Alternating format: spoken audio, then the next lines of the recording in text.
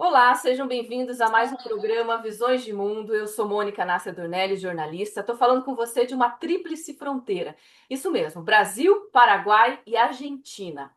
E olha, hoje nós vamos falar sobre diversidade, claro, sobre diferentes olhares, sobre diferentes visões de mundo, sobre o mundo da literatura, da escrita, livros, do diálogo, do mosaico de vozes através da escrita, da partilha de ideias, que é o que nós vamos então fazer hoje com essa entrevistada especial, que você já está vendo aí na tela. Estou falando da Renata Peixoto de Oliveira, professora na Universidade Federal da Integração Latino-Americana, a UNILA, doutorado em ciência política, mestrado em ciência política e graduação em ciências sociais, tudo pela Universidade Federal de Minas Gerais. Renata, seja muito bem-vinda, que satisfação ter você aqui.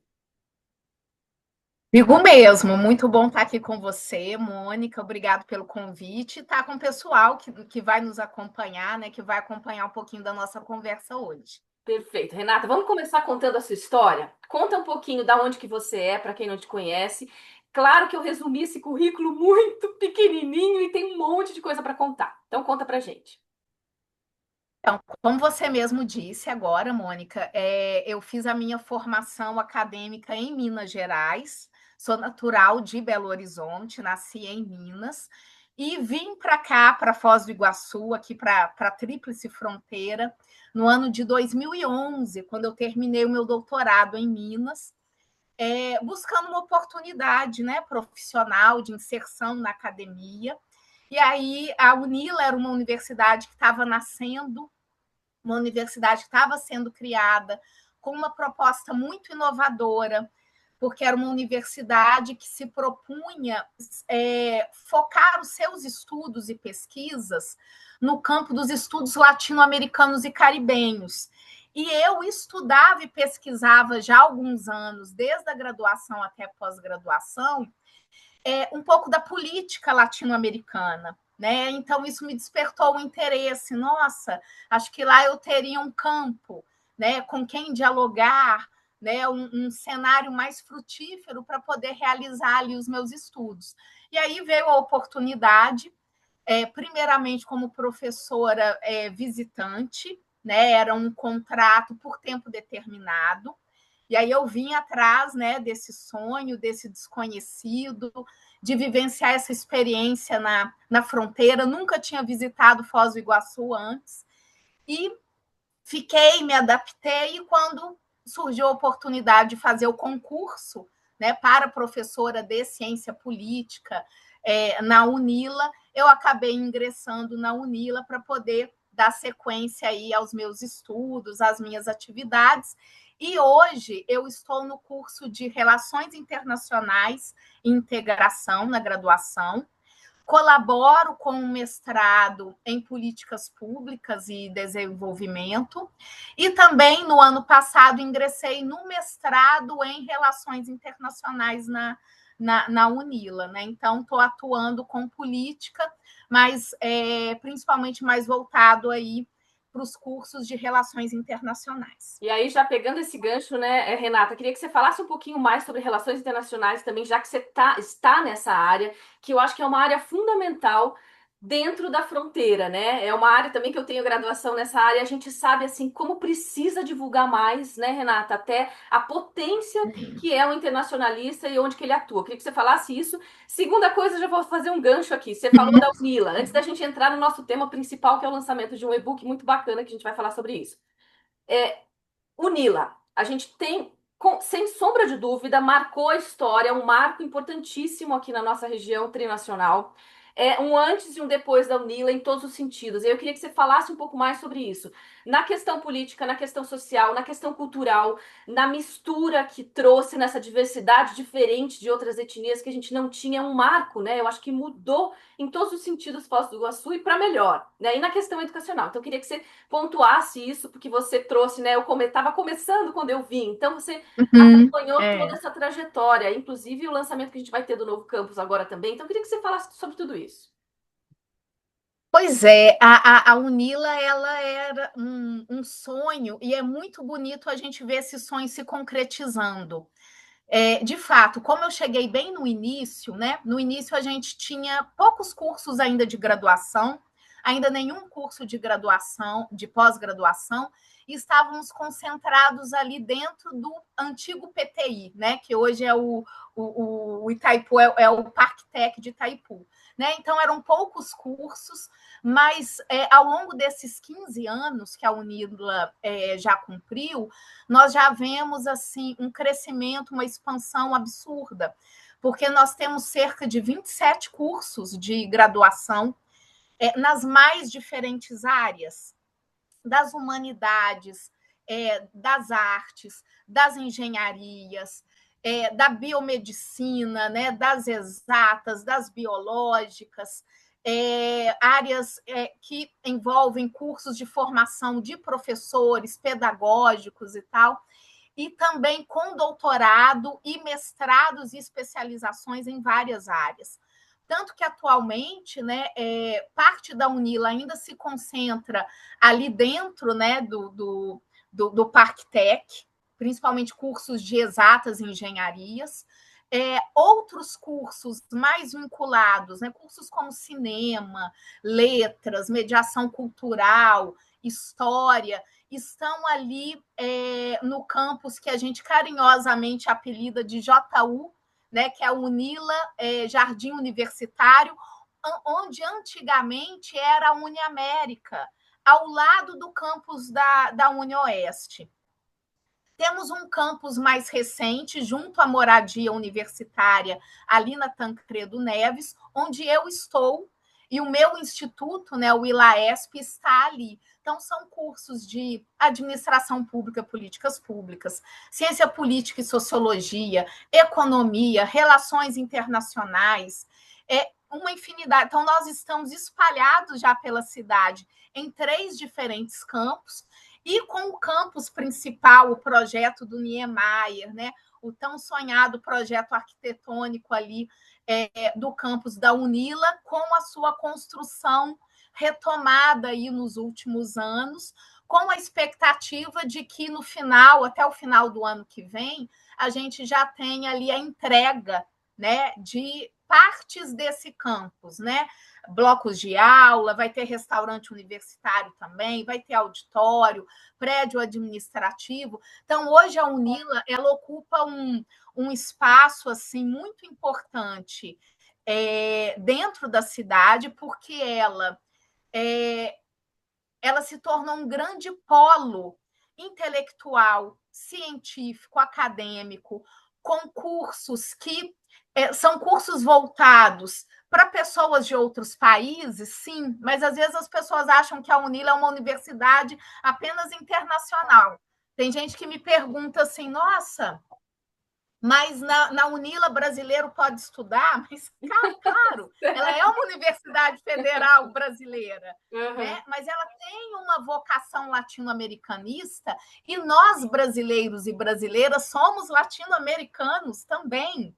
Né? Então, é uma universidade onde você disse logo no início, a diversidade, vamos falar de diversidade, a Unila é isso, essa diversidade. Então, são pessoas da cidade, de cidades vizinhas, que vêm estudar na Unila, de várias localidades do Paraná, do Brasil, gente da região amazônica, do Nordeste, do Centro-Oeste, do Sul, povos indígenas de diferentes etnias, pessoas que vêm não só do continente latino-americano e do Caribe, mas também do continente africano.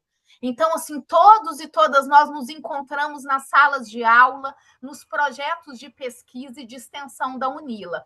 E aí, além de oferecer essas formações, a Unila sempre organiza eventos acadêmicos, eventos científicos, eventos culturais, né, coletivos de estudantes indígenas, de estudantes peruanos, que fazem festas, mostram a sua dança, a sua culinária, peças de teatro, apresentações culturais. Esta semana mesmo eu tive a oportunidade de participar assistindo ali, né, um recital de final de curso do curso de música, Então, a gente pode, não só porque eu trabalho na Unila, mas assim, nós, comunidade, nós podemos ingressar no campus da Unila e acompanhar ali diferentes tipos de evento. Então, a Unila agrega muito porque ela movimentou a vida, né? Não só da Legal. cidade, como da região com esses eventos e também com as suas produções.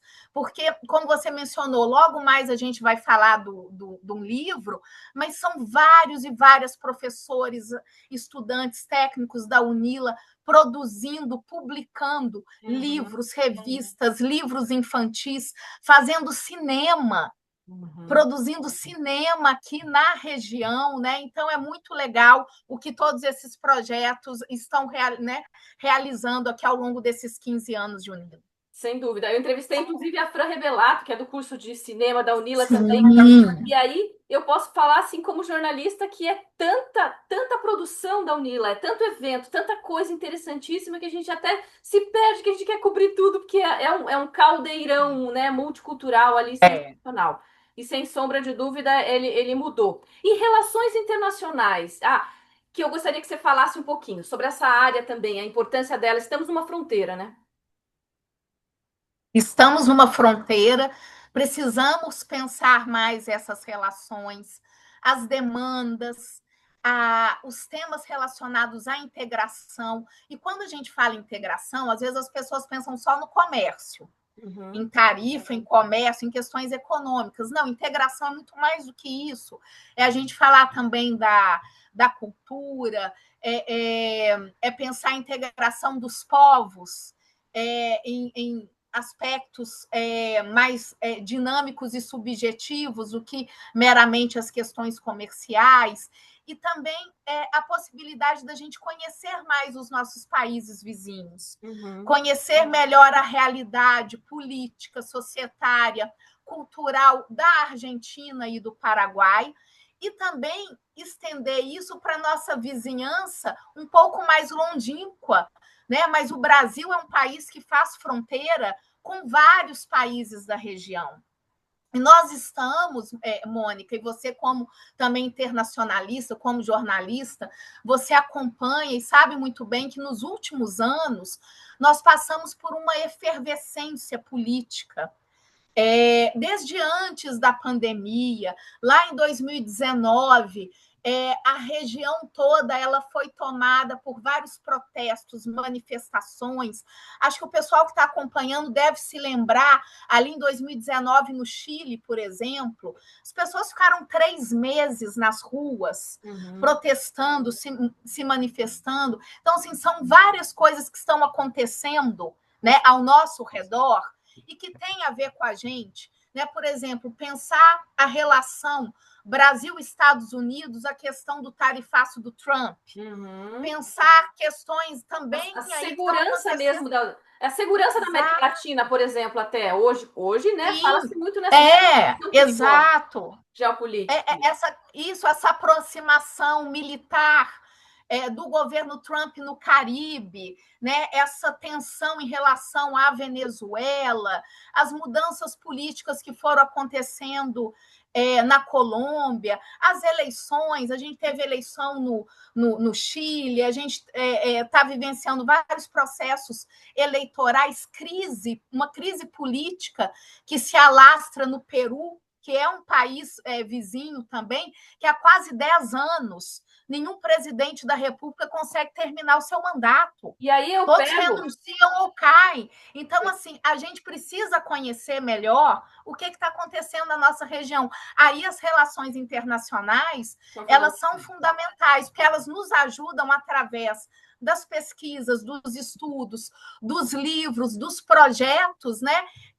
Essa possibilidade da gente poder trazer esses temas e debater essas questões. Perfeito. E acho que também passa, né, pela questão que você trouxe ali muito bem colocada, que é de nós entendemos que nós também somos latino-americanos. Então, eu acho que a Unila trouxe esse potencial enorme, essa análise crítica, essa discussão. Peraí, quem sou eu? Quem somos nós, né? E para avaliar que nós estamos integrados aqui, né? Nós fazemos parte. Eu acho que isso você é da área política. Eu acho que se a gente, quando a gente amplia esse olhar, essa visão de mundo, né, no entendimento da nossa identidade, muda a questão política, muda o olhar político, muda as relações internacionais, acredito eu, né, Renata? Não, e assim, nós passamos pelo mesmo processo, né, de invasão colonial, de conquista, né, de colonização, de instauração de um regime escravocrata. A única diferença é que nós aqui no Brasil fomos colonizados por Portugal e não pela Espanha ou pela França, como foi o caso do Haiti, por exemplo, né? E tivemos ali, depois da independência, os outros países vizinhos optaram pela República e elegeram presidentes da República.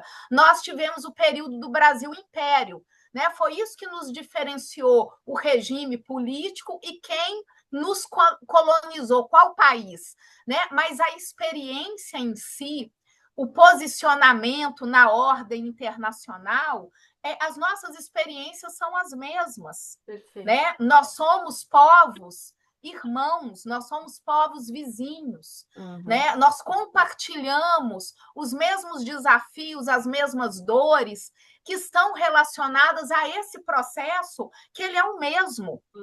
Quer dizer, tem Né? pontos que nos unem, né? Exatamente, a gente tem muito mais aspectos para nos unir do que Do que aspectos que diferenciar. nos diferenciam. Perfeito. Renata, vamos entrar no nosso tema. A gente já volta na questão da democracia, Vamos. porque, olha, o tema principal de hoje, então, para você, que a gente vai falar do lançamento de um e-book que acabou de ser lançado. A Renata Peixoto de Oliveira é a organizadora. Olha, tá fresquinho. Da editora Pedro e João Editores, o título Literatura e as Interfaces Dialógicas entre a Política, Sociedade e Cultura. Resultado de um projeto de extensão, Clube da Literatura, Política, Sociedade e Cultura. É isso, Renata. Fala pra gente então sobre esse Isso livro. mesmo. Isso mesmo, Mônica. Muito obrigada por essa oportunidade, não só de falar desse e-book, mas também chamar atenção para aquilo que a gente estava falando. A gente estava falando de diversidade, de cultura, de política, e às vezes alguém pode pensar assim, gente, mas como assim? Ela é da política, está falando aí de relações internacionais, e aí o livro fala de literatura. Gente, mas tem tudo a ver. Não Tem sabe o que tudo a tem ver. esse livro. É sensacional. Tem tudo a ver. E aí, a ideia é a seguinte: primeiro, antes de começar aqui a adentrar um pouquinho, né, só já explicando para quem está nos acompanhando, né, que o livro ele já foi lançado no site da editora Pedro e João Editores, que é uma editora, gente, fantástica, são muito parceiros. É muito bom a gente trabalhar com pessoas assim que entendem, né, o nosso propósito e fizeram o lançamento, um trabalho maravilhoso, muito rápido. E por isso mesmo, assim, antes da festa, que a gente vai comemorar, vai fazer o lançamento, mas o livro ele já está disponível. Então, quem tiver interesse, é só entrar ali no site, joga no seu buscador Pedro e João Editores, né? Você já entra ali no site e vai se deparar não só com este livro, mas com outros, porque existem vários e-books, assim como este, que eles estão disponíveis ali para download gratuitamente. Então, isso é uma ótima notícia. Você pode baixar o livro para ler no seu celular, no computador, no tablet, sem pagar nenhuma taxa, pode compartilhar com os amigos, com a família, que assim o livro é seu. E isso graças a um financiamento. Por isso também que é muito importante a gente falar da universidade pública, gratuita, né? Esse projeto do e-book, como você bem disse, ele é fruto de um projeto de extensão.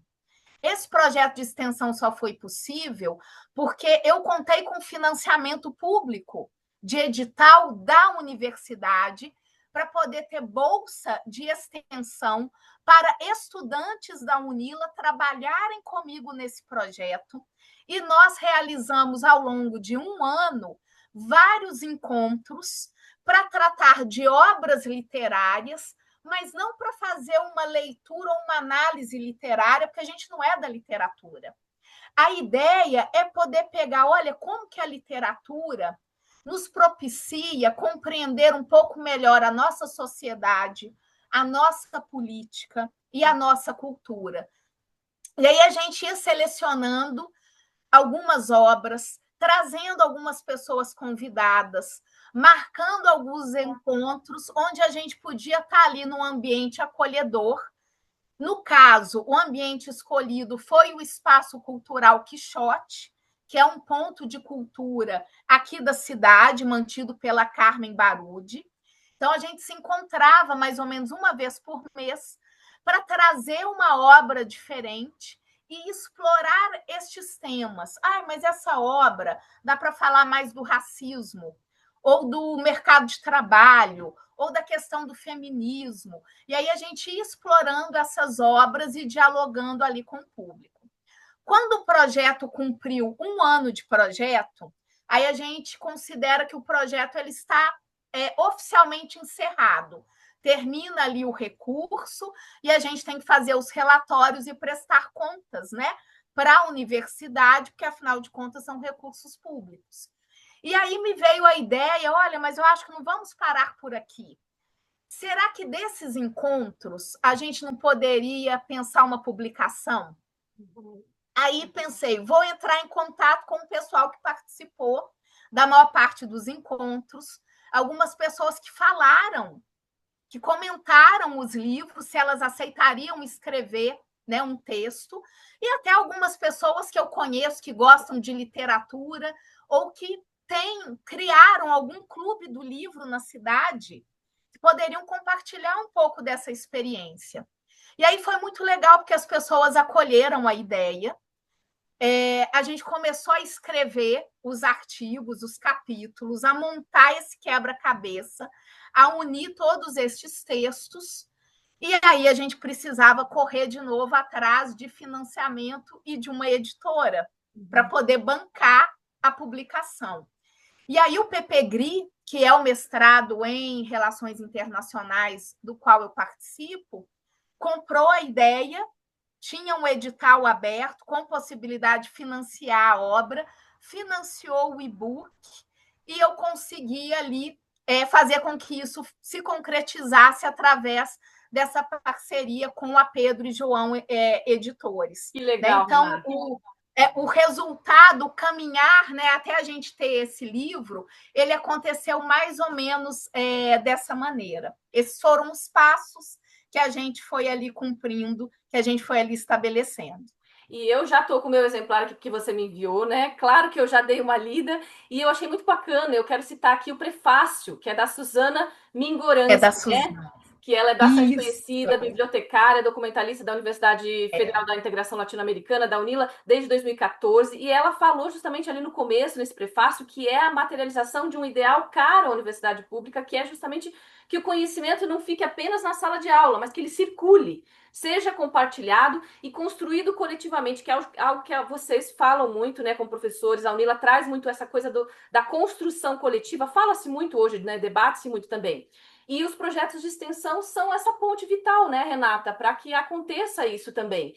E eu achei muito bacana também que ela colocou no prefácio que é transformar a leitura não num ato tradicionalmente solitário, mas em uma experiência compartilhada de descoberta, debates e afetos, né?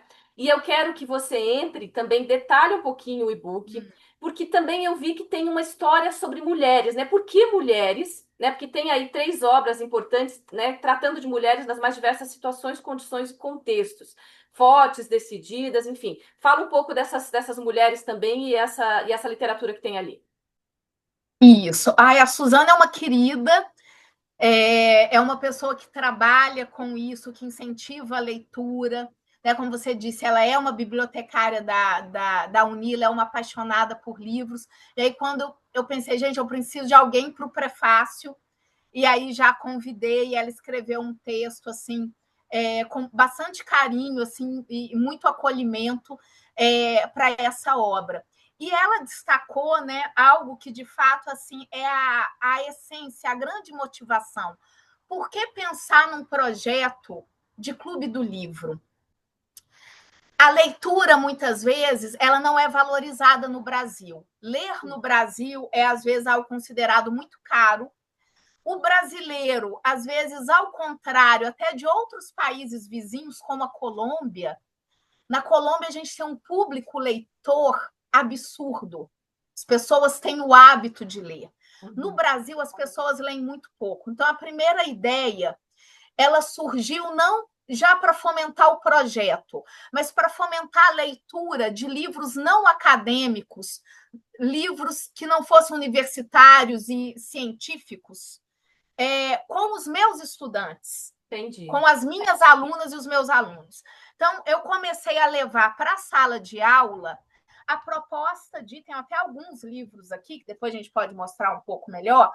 Esses livros, por exemplo, eles foram adotados como bibliografia em sala de aula. Então, a ideia é: a gente estuda política, mas no final do ano vai ter um evento especial. Vai ter o nosso clube do livro da disciplina, e cada grupo vai trabalhar uma obra. Vai fazer uma exposição, um stand decorado, pensando na obra. Mergulhar. Mas vai ter que tratar os temas que a gente estudou, de política, os conceitos, as teorias.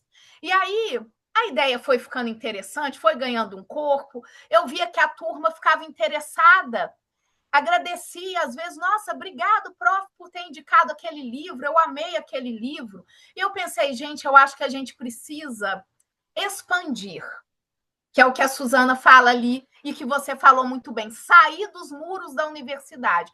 Então, assim, mas por que só com os meus alunos e alunas eu vou fazer essa proposta do Clube da Leitura, do Clube da Literatura, de um Clube do Livro? Não, eu posso criar um projeto de extensão, porque aí eu posso pegar os mesmos livros que eu estou levando para a sala de aula, ou que eu já adotei no semestre passado, e realizar um encontro aberto para a comunidade externa. Então, as pessoas elas podem ter tempo para ler o livro, ou se não leram, não tem problema, elas vão conhecer o livro, vão acompanhar o debate, vão ficar interessadas e depois elas vão querer ler essa obra. Né? Então, essa era, primeiro, a ideia, começar a fomentar o interesse pela leitura de obras literárias com os alunos, ou seja, a comunidade interna da UNILA, o corpo estudantil, e aí depois levar isso para a comunidade, para que as pessoas também tivessem essa oportunidade de conhecer as obras e refletir sobre a nossa sociedade através do mergulho nessas obras. E, já pegando o gancho da sua segunda pergunta, a maior parte dessas obras elas trazem figuras femininas. Não é o tema exclusivo, não é o tema único, o tema hegemônico. A gente fala de vários temas aqui, se for considerar as obras que foram ali analisadas, aprofundadas e que deram origem aos textos que estão presentes no e-book. Mas, assim, na grande maioria, essas obras têm personagens femininas muito fortes e traz essa questão numa interface, a questão de gênero, a questão da violência, a questão de gênero, a questão do mercado de trabalho, a questão de gênero e a maternidade, né? E também as mulheres foram a maior parte das escritoras dos nossos textos. Então, ele é um livro que ele não é exclusivamente feminino, porque nós temos algumas obras com personagens principais masculinos, até mesmo trabalhando um pouco da questão da masculinidade também, como debate de gênero, como debate político. Alguns autores são autores homens, né, como o professor Mamadou, que é meu colega no curso de Relações Internacionais, como Rubens, que foi parte do projeto de extensão. Ele foi um aluno voluntário, mestrando da UNILA, ele escreveu um texto também, mas, assim, a maior parte são mulheres. Deixa eu citar escrevendo aqui, sobre livros de mulheres. E deixa eu citar, então, fazendo até somando aqui contigo. Ó. A mulher do século representa a elite nova-iorquina liberal, à frente do seu tempo, livre e curiosa, ao mesmo tempo apaixonada e maternal à sua maneira. Já em O Olho Mais Azul, o sofrimento de uma garotinha que cresce em uma sociedade racista e segregada nos Estados Unidos nos anos de 1960, nos comove e revolta em seus dilemas de autoimagem, aceitação por reconhecer como referencial, não se reconhecer, né, como referencial e padrão de beleza, e isso nos une, né, Renata? Já as Irmãs Magníficas representam um grupo de mulheres trans, travestis, que vivem no submundo marcado pela violência e pela negligência e abandono. São mulheres que sobrevivem da prostituição e que buscam seus afetos. Ou seja, tudo isso a gente encontra no e-book. E aí, assim, são essas histórias e uma preocupação em buscar também histórias diferenciadas, né? Eu vou falar sobre a mulher, eu vou trazer o Olho Mais Azul, por exemplo, que é uma obra que fala do racismo nos Estados Unidos, nos anos 60, uma sociedade marcada pelo regime de segregação racial, que era um regime oficial nos Estados Unidos. Mas também eu vou pegar uma obra latino-americana muito recente de uma escritora que é uma escritora trans, que é uma mulher travesti, que é a Camila Sousa Villada, que escreveu O Parque das Irmãs Magníficas, uma obra quase autobiográfica que fala da realidade dessas mulheres aqui na Argentina.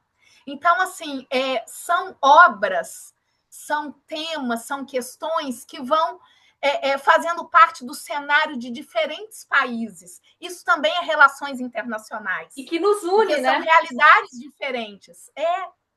Né? Então, a gente traz uma obra que fala do colonialismo na África, a gente traz uma obra. Essa daqui foi considerada uma das obras clássicas da literatura árabe no século XX. Né? E ele fala da questão da migração. Essa outra obra, que é As Alegrias da Maternidade, ela é uma autora, a Bukie Mecheta, que ela é uma das grandes autoras nigerianas. Que legal. Então, assim, é algo para a gente conhecer um pouco a realidade política, cultural, societal de diferentes países. Que bacana. Através da literatura, mas com a literatura a gente poder se aprofundar em temas que são temas políticos também. Isso é integração, não é, Renata? Você falou de integração no começo, e isso nos conecta através das experiências, das histórias e das dores, né? Porque essas dores nos conectam, porque somos todos humanos, né? Então, eu queria que você falasse dessa escolha desse mosaico, né? Desse mosaico da literatura, dessa diversidade, e também pensando em pontes, porque é o que me parece que também foi pensado em pontes, em nos conectar, integrar, ou não? Isso. Sim, né? E aí são vários tipos de pontes, né? Como a gente estava falando agora, tem a questão das realidades nacionais. Então, a gente tem obras que elas representam a literatura dos Estados Unidos, da Nigéria, do Brasil, de diferentes países, né? Do globo e da região, que trazem temas e dores distintos. Então, assim, é a dor do imigrante, é a dor da mãe, é a dor da mulher negra, é a dor da mulher trans, da mulher travesti, Da mulher, também do algumas homem. do homem, assim, obras que tratam dessa interface da questão da democracia e de governos autoritários, aquelas distopias clássicas, 1984, Fahrenheit, A Revolução dos Bichos, que são obras que foram escritas lá no auge da Guerra Fria, né? Mas que tinham ali aquela preocupação no contexto do pós-Segunda Guerra de problematizar a questão dos regimes fascistas, e tão dos atual, regimes né? totalitários, e tão atual, porque assim, são obras escritas num contexto histórico determinado, mas que nos últimos anos, com a ascensão de movimentos fascistas de extrema-direita em todo o mundo, em escala planetária, essas obras, quando relidas, quando revistas, elas trazem muito para a gente. Então, são dores diferentes, né,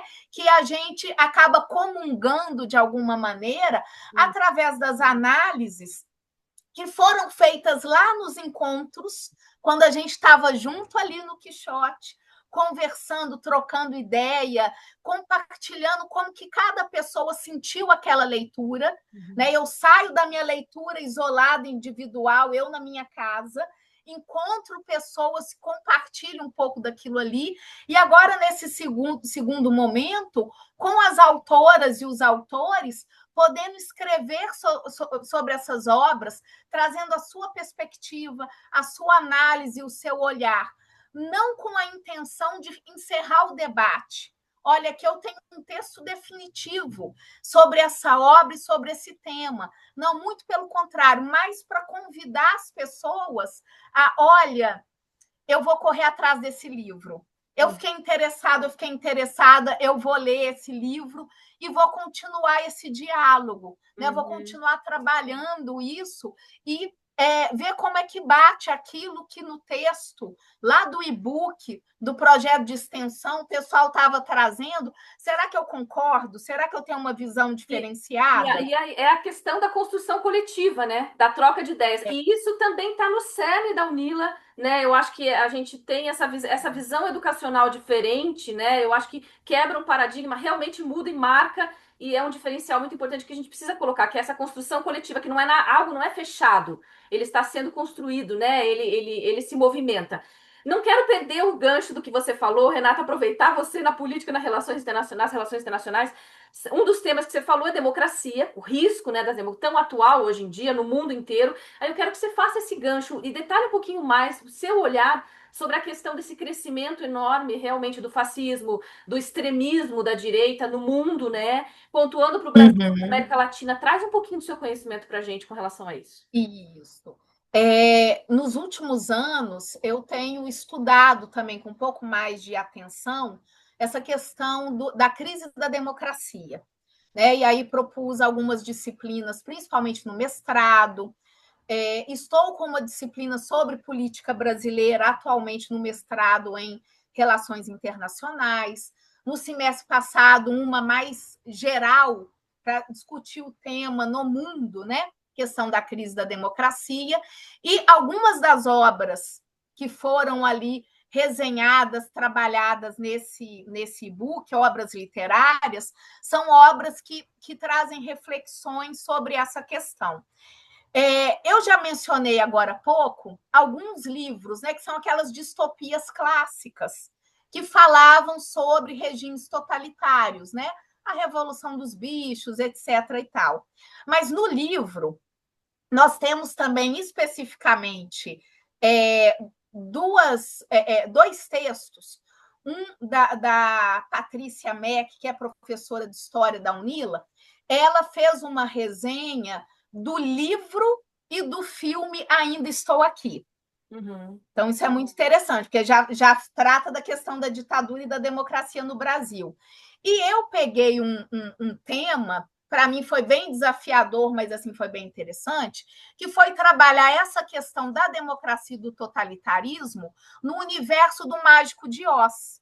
Que a gente tem a obra clássica, tem aquele filme lá de 1939 com a Judy Garland, que é um clássico musical do cinema, e a gente está agora falando de Wicked o tempo todo. Tudo nas redes sociais é Wicked for Good, que é a continuidade, né, que estreou aí e tal.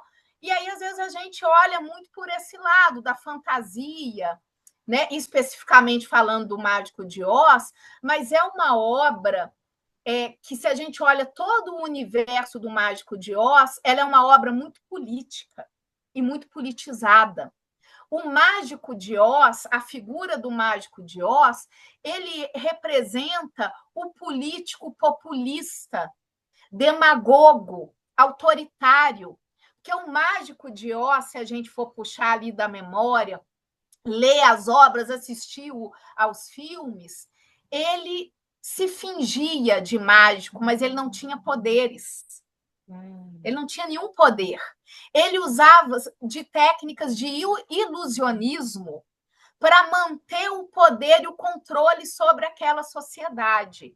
Nem mesmo a tal da Cidade das Esmeraldas, a Dorothy com os amiguinhos dela, eles seguiam o caminho dos tijolinhos amarelos, querendo conhecer o Mágico de Oz. E o castelo do Mágico de Oz ficava nessa tal dessa cidade das esmeraldas.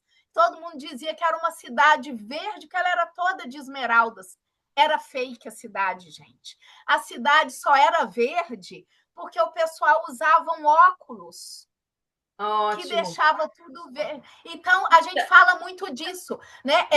Políticos que constroem uma imagem de mentira, de fake news, de sensacionalismo, para manipular as massas e se manter no poder, exercendo o poder de uma forma autoritária e arbitrária.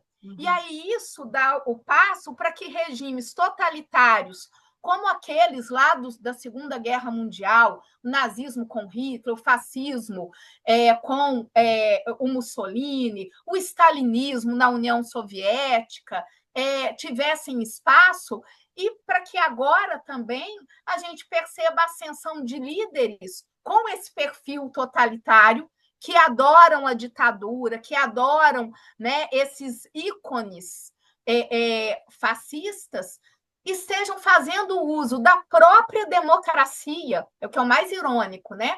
Eles usam o voto, as eleições, que são mecanismos democráticos, para chegarem ao poder e propagar ideias que são autoritárias.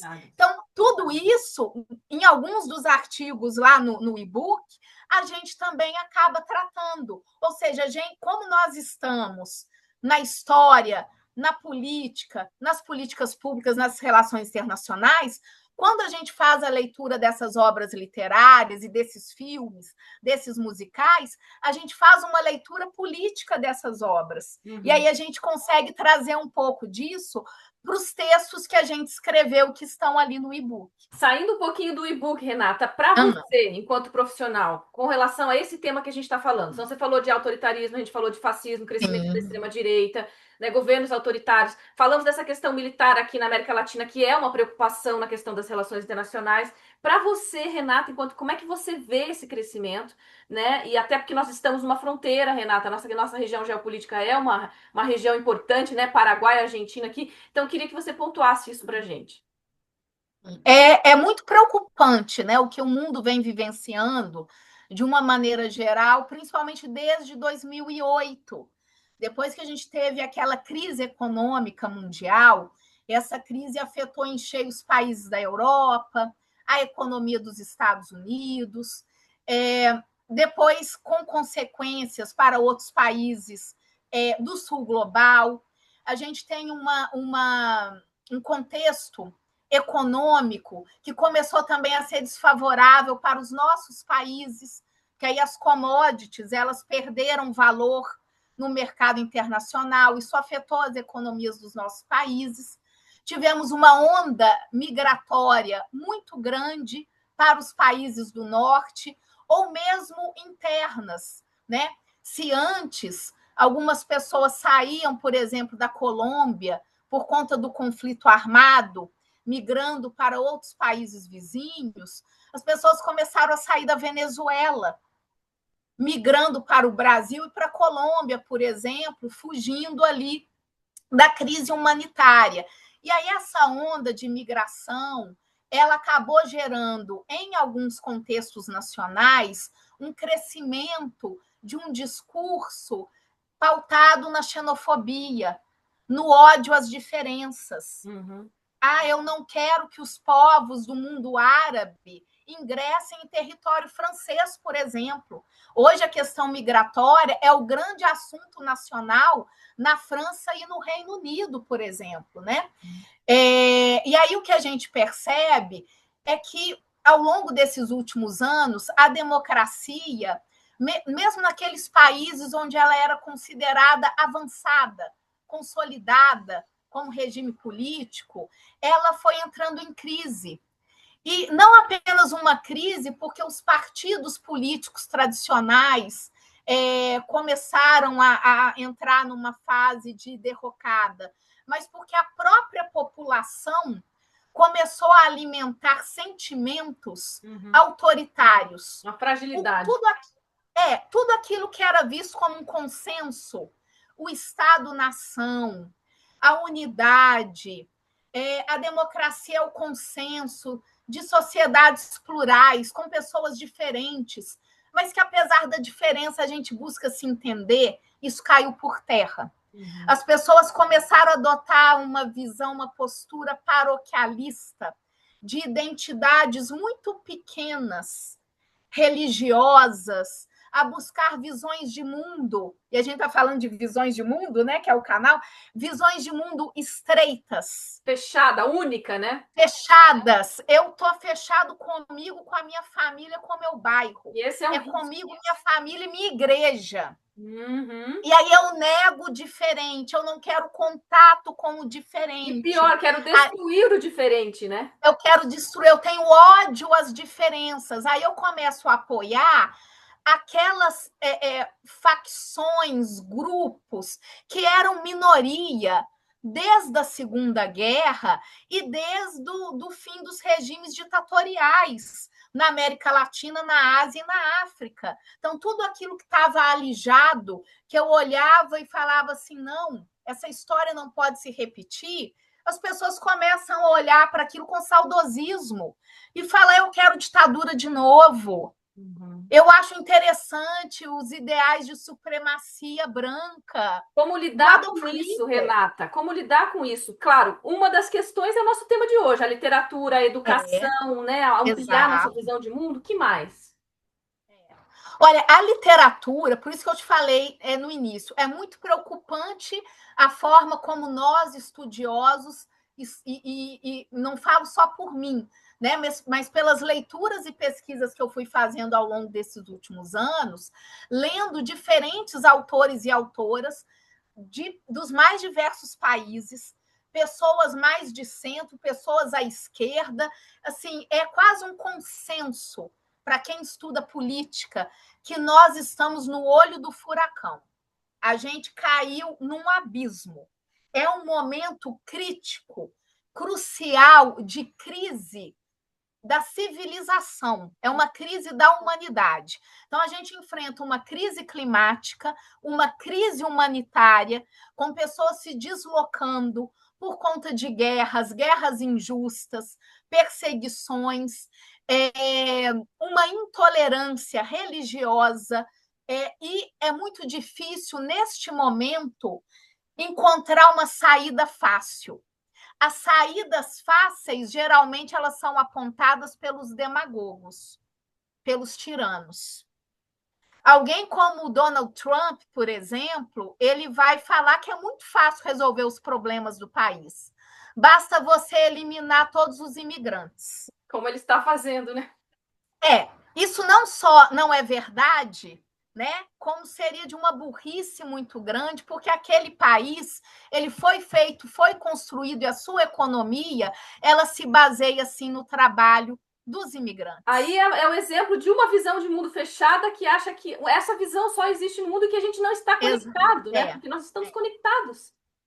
Então, o desafio, olha como que o desafio é grande, porque a gente tem que reconstruir todo um caminho para que as pessoas se politizem, buscando pensar, refletir, e que as pessoas se abram, né, de uma maneira mais acolhedora, mais fraterna, que elas olhem para o diferente não como um inimigo, mas como parte de si mesmas. Né? Então, a gente tem que trilhar todo um caminho que foi sendo desconstruído ao longo dos anos. A gente vai ter que demorar mais alguns anos tentando trazer essas reflexões, trazer esses debates, trazer o que a gente faz na academia, na imprensa, para a população, para que as pessoas percebam e valorizem a ciência e parem com o negacionismo científico, para que as pessoas valorizem a cultura, a arte, né? Porque é a arte e cultura que salva, né? De fato, que vai nos trazer ali um caminho para o conhecimento, e para que as pessoas também valorizem coisas que elas deixaram de lado, como valorizar os direitos humanos, os valores da democracia. os valores da igualdade, da liberdade. Então, a grande crise da democracia, ela não está ali, como eu disse em algum momento, ela não é só uma crise política institucional, ela é uma crise de valores. Né? Porque a partir do momento que você defende que um povo possa exterminar o outro, fazer um genocídio, isso foge de toda a lógica. A gente tem que se reencontrar primeiro como humanidade. Perfeito. Né? Então, esse é um caminho difícil, mas necessário. É uma luta que a gente vai ter que trilhar, que a gente está encontrando grande dificuldade, mas que a gente não pode se abster. A gente tem que aproveitar todo e qualquer espaço como este, como um projeto de extensão, como um evento cultural, como o lançamento de um livro que seja, para que a gente possa reencontrar esse caminho do nós. Perfeito. Não é um eu. Nós somos um nós coletivo. E a gente vai se construindo assim nessa caminhada no planeta Terra, como uma humanidade, que é a mesma coisa, né? Nós somos todos diferentes, temos que respeitar as diferenças, mas a gente tem que caminhar como um e sentir aquilo que você disse. A dor do outro é a minha dor. Perfeito. A dor da mulher negra que sofre racismo é a minha dor. A dor da mãe palestina que sofre a perda dos seus filhos, ela é também a minha dor. Perfeito. Nós somos diferentes, mas não estamos desconectados. Não somos desiguais, somos diferentes, mas não somos desiguais e estamos conectados. Renata, a gente terminou. Sim. Eu queria continuar um monte aqui, aprendendo com você e trazendo informação. Vou pedir para você fazer uma. Voltando ali para nosso tema principal do e-book, queria que você divulgasse novamente, falasse o nome para as pessoas buscarem na internet, enfim. E deixar uma frase final com relação a esse projeto tão bacana, que ele continue aí, que fique uma sementinha a mais aí, de repente, se multiplique. Então, vamos lá, pessoal. O nome do nosso livro, né, esse livro que é fruto desse projeto de extensão, ele se chama Literatura e as Interfaces Dialógicas entre a Política, Sociedade e Cultura. Foi um livro organizado por mim, que tem texto meu, mas que tem texto de várias outras pessoas que foram convidadas para escrever capítulos nesta obra. O livro está sendo lançado apenas em formato e-book, apenas em formato digital. Isso até torna os custos, né, muito mais baratos e facilitam a distribuição gratuita. Então, se vocês jogarem lá no buscador o nome do livro, né, ou o meu nome, ou colocarem ali já na página da editora, que é Pedro e João Editores, vocês já vão encontrar o livro e vão poder fazer o download. E assim, né, não temos a obra física, ela está aí no mundo digital, mas hoje para algumas pessoas é até mais fácil, né? Que ela carrega o livro ali, né, em qualquer lugar ali, vai no celular, lendo no ônibus e está tudo certo. Mas nós vamos fazer uma festa, assim, um encontro, né? Que é um lançamento oficial para que nós, autoras e autores, a gente possa estar junto, celebrando, comemorando e fazendo uma roda de conversa para explorar um pouco mais os textos, os livros, né? Debater um pouco mais com o público. E aí a gente escolheu, porque não poderia ser diferente, o espaço que abrigou o projeto de extensão, que foi, né, o espaço do Quixote, né, que é agora um ponto de cultura da cidade, Quixote Espaço Cultural, que fica na rua Rio de Janeiro, 877, no bairro Bom Jesus, aqui na região, né, do Maracanã, em Foz do Iguaçu, para poder fazer uma roda de conversa de lançamento, alusiva ao lançamento. E aí, quem sabe, conversar com as pessoas, sentir ali as demandas, sentir ali no calor do momento as vibrações e talvez dar continuidade para esse projeto de extensão no futuro. Perfeito. Uma frase final, Renata, de algo que você considera hoje, pelo menos nesse momento, mais importante deixar.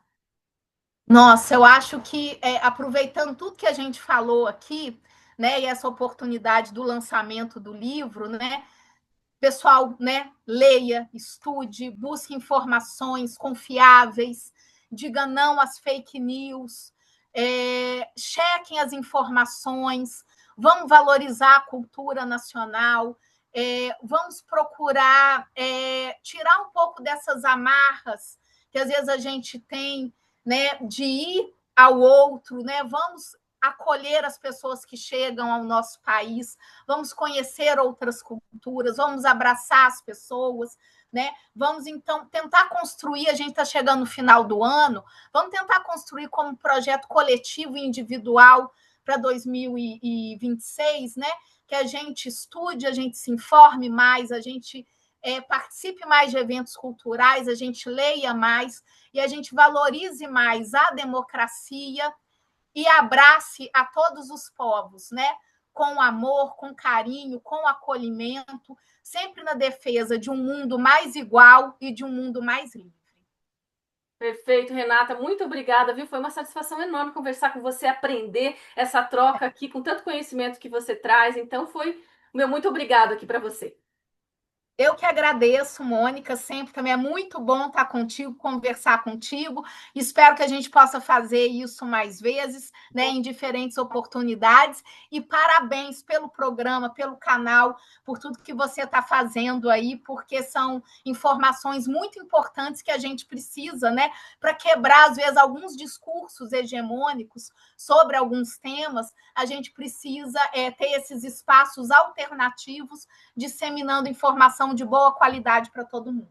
Perfeito, obrigada. Então, esse foi o Visões de Mundo. Olha, eu conversei com a Renata Peixoto de Oliveira, professora da Unila e muito mais, né? Essa imensidão de conhecimento. Não deixa de compartilhar esse vídeo. E eu vou deixar um recado final aqui. Eu peguei uma partezinha do e-book, né? Mulheres escritoras na nova literatura brasileira, que tem uma fala clássica da Simone de Beauvoir, que não se nasce mulher, torna-se.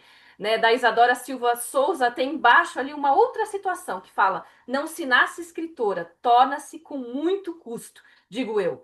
Então, que a gente possa desfrutar da literatura, desfrutar da escrita, que a gente possa compartilhar ideias, como esse projeto da Renata, sensacional, que a gente possa realmente fazer essa construção coletiva, né?